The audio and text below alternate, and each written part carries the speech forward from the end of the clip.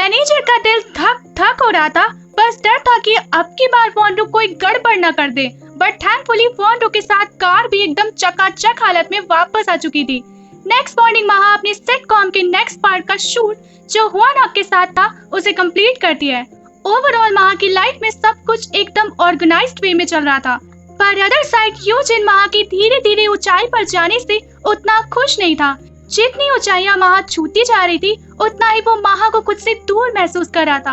Apartment में होन हक और दूजिन स्क्रिप्ट ने अपने पार्ट को प्रिपेयर कर रहे थे और जैसे ही उन्हें भनक लगती है कि वॉन्ड्रो की आंखें उन्हीं की ओर आ रही है वो अलर्ट हो जाते हैं। अलर्ट इसलिए हो जाते हैं क्योंकि स्क्रिप्ट में कुछ ऐसी डिटेलिंग थी जो वॉन्ड्रो को हाई करंट का झटका दे सकती है और वो भी चोर का। अब किसी के सामने कुछ छुपाओगे तो वो ना भी नोटिस करने वाला होगा तब भी नोटिस कर लेगा और यही वॉन्ड्रो के साथ भी होता है और वो उनसे स्क्रिप्ट को छीन लेता है और डीपली उसे पढ़ने लगता है और एक सीन पर उसकी आंखें बाहर आ जाती है जो सीन महा और एक फेमस एक्टर के बीच होने वाला नॉर्मल किस सीन था। वॉन्ड्रो खुद को कूल दिखाने के लिए कह तो देता है कि अरे यार इसको छुपा रहे थे, एक्टिंग ही तो करनी है उन्हें बस। पर जिस तरह वो दांत पीसते हुए बोल रहा था कौन नहीं समझ पाता कि कैसी जलन मची है उसके अंदर। और बस फिर क्या था, दूसरे दिन अपना काम वाम छोड़ के अपनी और बेचारी मैनेजर की बॉडी के साथ तैनात हो जाता है शूटिंग सेट पर। आज के शूट में महा एक टीनेज स्कूल गर्ल का रोल प्ले कर रही थी जिसको एक हॉट और हैपनिंग बॉय पर क्रश है और अपनी फर्स्ट डेट पर आई है। और दूजिन वो दुख का मारा नॉट सो हैपनिंग कैरेक्टर है जिसकी आंख तो इस लड़की पर है पर आज वो हाथ में किसी और के है। सीन स्टार्ट होता है। वॉन्ड्रो भी अपनी टेलीस्कोपिक नजर के साथ पोजीशन ले लेता है। उसे ये भी डाइजेस्ट नहीं हो रहा था कि आसपास के लोग इस एक्टर के हैंडसम फेस को कॉम्प्लीमेंट कर रहे थे और वॉन्ड्रो किसके अगेंस्ट में था। हैंडसम, एक सुंदर चेहरा और मस्कुलर बॉडी तो है, हैंडसम कहाँ से हो गया। सामने महा का सीन शूट हो रहा होता है और अदर साइड वॉन्ड्रो अपनी सीन पर कमेंट्री पास कर रहा होता है। महा अपने रोल के अकॉर्डिंग इस बॉय से फ्लर्ट कर रही होती है और वॉन्ड्रो भी इधर शुरू हो जाता है, मेरे साथ तो कभी ऐसे फ्लर्ट नहीं किया, देखो पिंकी प्रॉमिस तक कर रहे हैं दोनों। यहाँ तक तो फिर भी ठीक था पर जब महा उस बॉय को किस करती है तो भाई वॉन्ड्रो के अंदर से ऐसी आग निकलती है जो शायद पूरे शूटिंग लोकेशन को जला सकती है। और सबसे पहले तो ये आग डायरेक्टर को ही जलाती जो बार बार इस किस सीन का रीटेक ले रहे थे। भाई साहब गुस्सा बहुत भरा हुआ था, कहीं तो निकालना पड़ेगा और दूजिन से अच्छा ऑप्शन फिलहाल तो अवेलेबल नहीं था उसके पास। शूट रैप अप होने के बाद वॉन्ड्रो महा को टेक्स्ट करके एक वेयर हाउस में बुलाता है। उसे महा से बहुत सारी कंप्लेंट थी। पहली कंप्लेंट थी कि उसने उसे आज सेट पर इग्नोर किया, जो कंप्लेंट बिन सर पैर की थी। अब महा शूटिंग के टाइम अपने शूट पे ध्यान देगी या फिर पूरे टाइम बस वॉन्ड्रो की तरफ देखते हुए हाय लव यू मिस यू करेगी। दूसरी कंप्लेंट थी कि उसने कितना डीप किस किया था उस एक्टर को। ये भी कंप्लेंट सॉलिड नहीं थी क्योंकि महा ने बस सॉफ्टली एक पैक दिया था जिसे डीप किस में कंसीडर करना इलॉजिकल था। पर कहते हैं ना प्यार में पागल पर्सन से लॉजिक एक्सपेक्ट करना बेकार है। महा को इन कंप्लेंट से कोई प्रॉब्लम नहीं थी। इवन वॉन्ड्रो का ऐसे जेलस होना एक्सेप्टेबल था। कुछ सामान रखने कुछ लोग इधर से निकलते हैं और छुपने के चक्कर में दोनों सोफे पर एकदम क्लोज आ जाते हैं। वॉन्ड्रो का दिमाग किसी नोटी इरादे की तरफ बढ़ता पहले ही माँ उसे पुश करके फेंक देती है। उसने भी एक्सपेक्ट नहीं किया था कि ये पुश इतना जोर का लग जाएगा। आज के शूट के बाद महा का उसे ऐसे मक्खी की तरह झाड़ देना उसे नाराज कर देता है कि वो उस शूट के समय उस एक्टर से इतना क्लोज आने पर भी अनकंफर्टेबल नहीं हुई थी और उसके क्लोज आने से उसे ऐरा गहरा समझ के दूर फेंक दिया। महा अपनी गलती एक्सेप्ट करते हुए एक प्यार भरा किस उसके गाल पर रख देती है और वहाँ से चलती बनती है। वैसे किस लिप्स पर देना चाहिए था वो ज्यादा एक्सेप्टेबल होता वॉन्ड्रो के अकॉर्डिंग, पर कोई नहीं काम चला लेगा इससे भी। इस किस से अब उसका मूड एकदम तरोताजा हो गया था। अब तो और भी ज्यादा उसका मूड लाइन में लगे काम को करने में बिल्कुल नहीं था। उसे तो अब महा के आसपास ही रहना था। इधर वॉन्ड्रो और महा के टुगेदर पिक क्लिक करने वाला रिपोर्टर ये फोटोज महंगे दाम पर एनओजी एजेंसी के सीईओ को बेच देता है। सीईओ भी थक गए थे चेयर पे बैठे बैठे ऑर्डर देते देते। सो फिर से प्लानिंग प्लॉटिंग वाला उनका फुल टाइम काम शुरू होता है और वो ले जाते हैं अपने आप को एक्स ओमेगा एजेंसी के सीईओ के पास। यहाँ वो एक्स ओमेगा एजेंसी के सीईओ का ध्यान उनके एक्स ओमेगा ग्रुप गर्ल्स की तरफ ले जाता है और उनकी और उन गर्ल्स के बीच के कॉन्ट्रैक्ट का फायदा उठाने के लिए इंसिस्ट करते हैं। इतना इंसिस्ट करना भी नहीं पड़ता क्योंकि पैसा है ना लालची लोगों को अपनी कठपुतली बनाने के लिए। नेक्स्ट डे महा की कैफे की उस पार्ट टाइमर या कह सकते हैं रोबोटिक ह्यूमन गर्ल से बहस हो जाती है वॉन को लेके। वो लड़की जिसे के पॉप सेलिब्रिटीज इन सब से कोई मतलब ही नहीं था, उसके लिए एजुकेशन ही मैटर करती है। सो उसके लिए एक ग्रेट यूट्यूब टीचर ही सेलिब्रिटी था, पर महा उससे आर्ग्यू कर रही थी कि वॉन उसके टीचर से भी बेटर है, उसके फैन क्लब है, सक्सेसफुल आइडल के साथ साथ फेमस एक्टर भी है। बट यहाँ पे उस लड़की का पॉइंट एकदम सही था कि आइडल, सिंगर, इनकी पॉपुलैरिटी ज्यादा लंबी नहीं रहती, ये सब टेम्परेरी होता है। और फैंस भी आज किसी के फैन है, कल उनका ये लव किसी और आइडल पर शिफ्ट हो जाएगा। मगर महा इस फैक्ट को एक्सेप्ट करने को तैयार ही नहीं थी कि वॉन की पॉपुलैरिटी कभी कम हो सकती है। इनके आर्ग्यूमेंट में जीता तो कोई नहीं है, पर महा का वॉन के लिए इतना पॉसेसिव होना वॉन को सस्पिशियस कर देता है कि महा वॉन से कनेक्शन तोड़ने का ऑप्शन चुनने के बाद भी वॉन से कनेक्टेड है।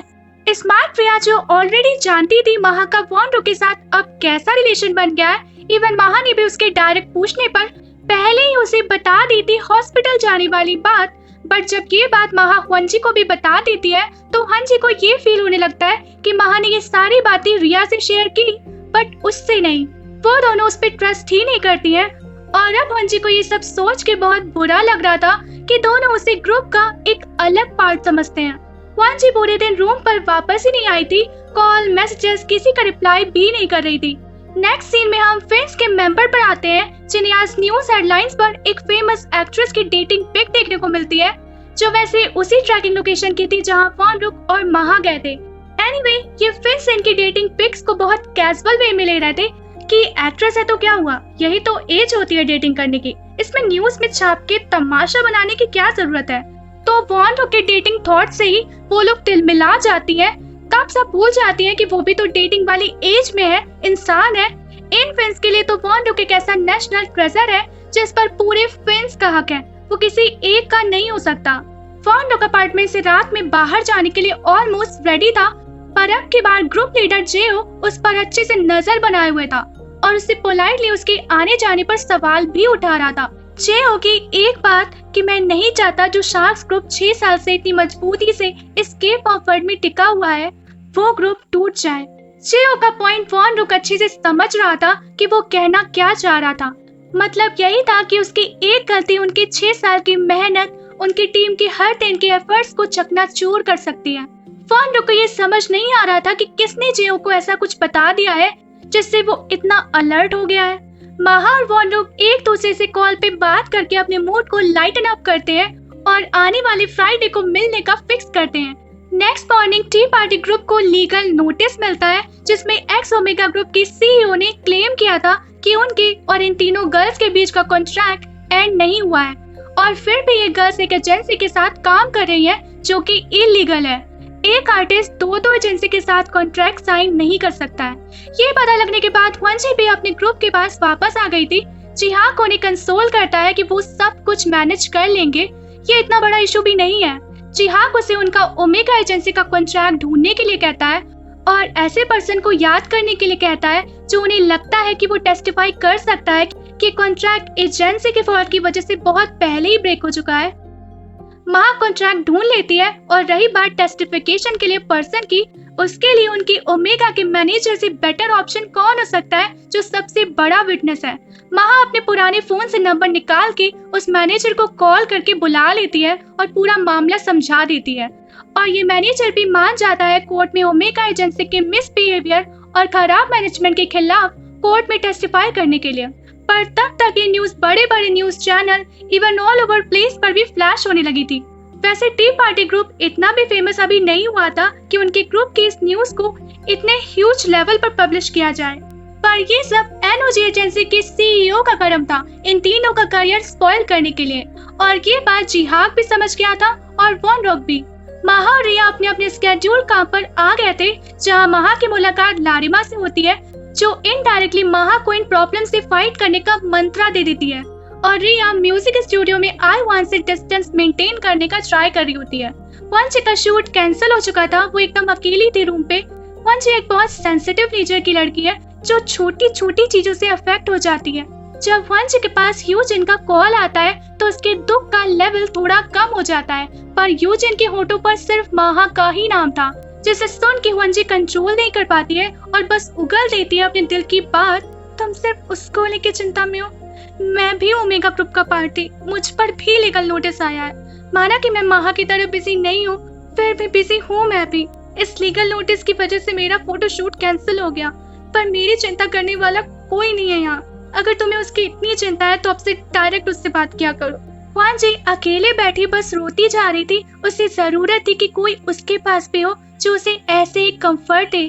जी हाँ, एनओजी एजेंसी की सीईओ की काली करतूत जानने के बाद खुद को नहीं रोक पाता और उसे कन्फ्रंट करता है और चैलेंज करता है कि वो कितनी भी ऐसी बच्चों वाली ट्रिक्स खेल ले, वो अपने इरादे पे कामयाब नहीं हो पाएगा। जवाब में सीईओ वॉन रुक और महा की पिक्चर्स उसके सामने फेंक देता है, जिसे देख के जिहाक को बहुत बड़ा शॉक लगता है।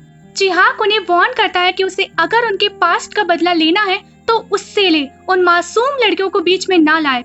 एक सबसे ज्यादा अप्रिशिएटिंग चीज ये थी कि जिहाक के लिए उसका ये टी पार्टी ग्रुप और ये तीनों मेंबर उसके लिए पैसों और फेम का जुगाड़ नहीं थे, बल्कि उसका रियल ट्रेजर ये ग्रुप था जिसको लेके वो एक फादर की तरह प्रोटेक्टिव है। जिहाक से महा को उनकी फोटोज वाली बात पता चलती है और वो टेंशन में आ जाती है और वॉन रुक को कॉल करके उसे भी इन्फॉर्म करती है।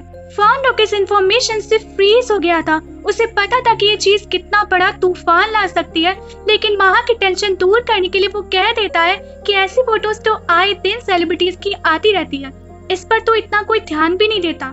महा इस लाइमलाइट की दुनिया में बहुत न्यू थी, सो उसे एक्सपीरियंस वॉन रुक पर भरोसा था कि अगर वो ऐसा कुछ कह रहा है तो ऐसा ही होगा, और बस वो अब टेंशन फ्री हो चुकी थी। जी हाँ, एक्स ओमेगा के मैनेजर के थ्रू सारे लीगल डॉक्यूमेंट प्रिपेयर करके रिपोर्टर नाम को ट्रांसफर कर देता है उसे अपने चैनल पर टेलीकास्ट करने के लिए। वॉन रुक सीईओ के ऑर्डर पर उनके ऑफिस में आता है। सीईओ वॉन रुक को उसकी औकात दिखाते हैं और पॉइंट करते हैं कि ये फोटोज अगर लीक हो जाए तो बताओ किसको सबसे ज्यादा नुकसान होगा, कौन होगा जिसका सबसे ज्यादा लॉस होगा, तुम्हारा या उस नई आई लड़की का।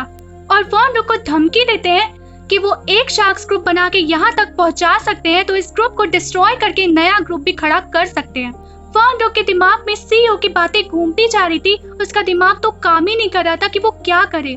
सो वो आज इतने सालों बाद अपनी नाराजगी भुला के जिहाक को कॉल करके उनसे सजेशन लेता है कि उसे क्या करना चाहिए। जिहाक यही कहता है कि अब तुम्हें वही करना चाहिए जो तुम्हें सही लगता है, क्योंकि मुझे पता है कि तुम कर सकते हो। फ्राइडे आ चुका था और एज फिक्स महा एकदम चिल आउट होके वॉन रुक से मिलने आ चुकी थी। वॉन रुक के चेहरे पर महा को देख के वो स्माइल नहीं दिख रही थी जो महा के चेहरे पर चमक रही थी। वॉन रुक कहता है कि उसे कुछ कहना है। महा उसे पढ़ने की कोशिश करती है कि ऐसा क्या हो सकता है, पर वो समझ नहीं पाती। वॉन रुक उसे अचानक से गले से लगा लेता है क्योंकि ये बात वो महा को देखते हुए नहीं कह पाता। अब वॉन रुक के मुंह से निकलता है, ब्रेकअप कर लेते हैं।